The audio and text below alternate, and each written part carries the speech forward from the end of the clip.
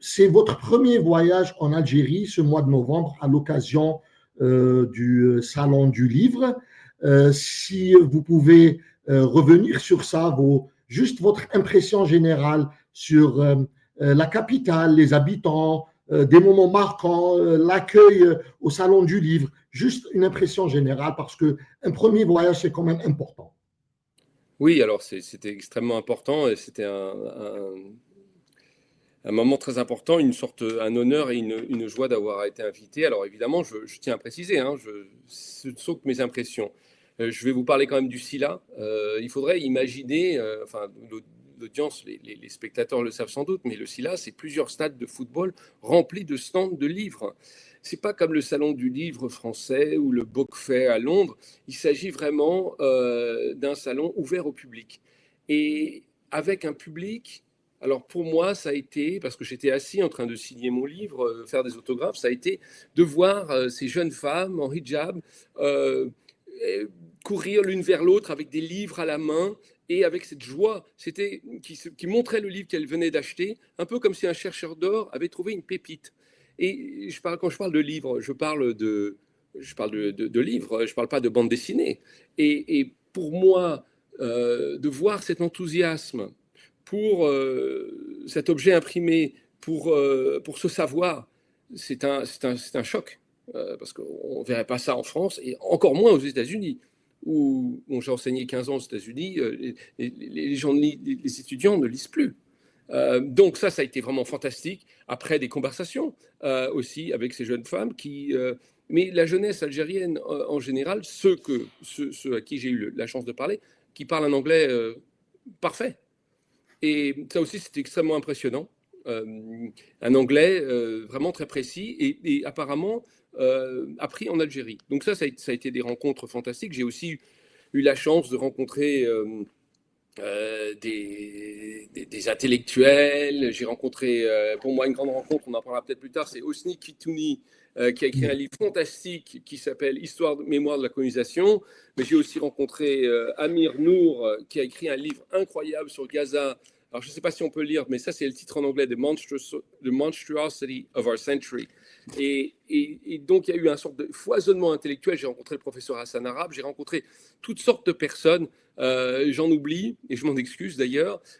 Et puis aussi, une sorte de, comment dire, les personnes avec qui j'ai des conversations, ne serait-ce à ce niveau culturel, il y a une franchise, une gentillesse, mais aussi une force dans les conversations que j'ai eues avec toutes sortes d'interlocuteurs, qui contrastent avec le côté mielleux américain ou le côté obligatoirement adversatif des Français. Donc pour moi, ça a été vraiment, encore une fois, puis cette hospitalité.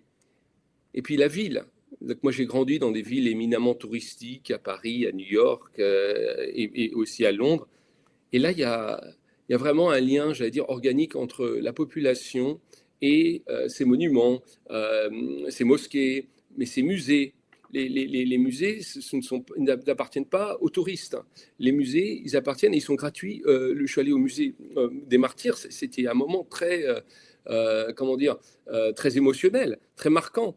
Et il n'y a pas de gift shop, il n'y a pas de boutique, il y a vraiment quelque chose de très fort dans cette ville, et une ville qui est superbe. Donc, j'ai vraiment eu des impressions, disons, très positives. Et j'avais envie de dire, j'écrivais à un ami journaliste, que finalement, il faudrait le dire à Paris. Si on regarde ça d'une façon genre macro, le futur, c'est une jeune femme algérienne en hijab, parce qu'elles savent lire. Elles apprennent l'anglais, elles apprennent, et on s'aperçoit qu'il y a vraiment une force intellectuelle, alors que nous, dans les sociétés, celles que je connais un tant soit peu aux États-Unis et en France, le savoir, c'est une valeur qui a perdu, on perd du respect pour le savoir, pour les livres. Et ça, c'est pas le cas, en tout cas pour autant que je sache et pour autant que je l'ai vu et observé aussi là. Voilà, je m'arrête là. J'aurais d'autres choses à dire, mais je vais quand même vous laisser poser des questions.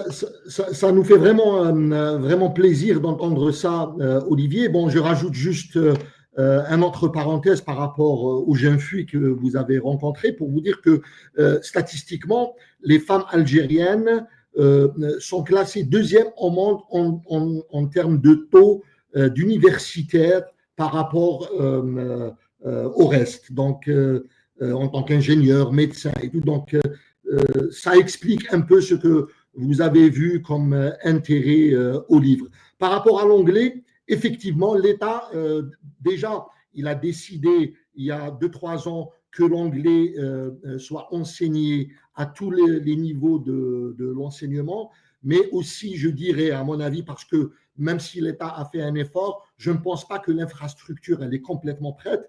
Je pense que aussi il y a un intérêt personnel de la jeunesse algérienne par rapport à cette langue.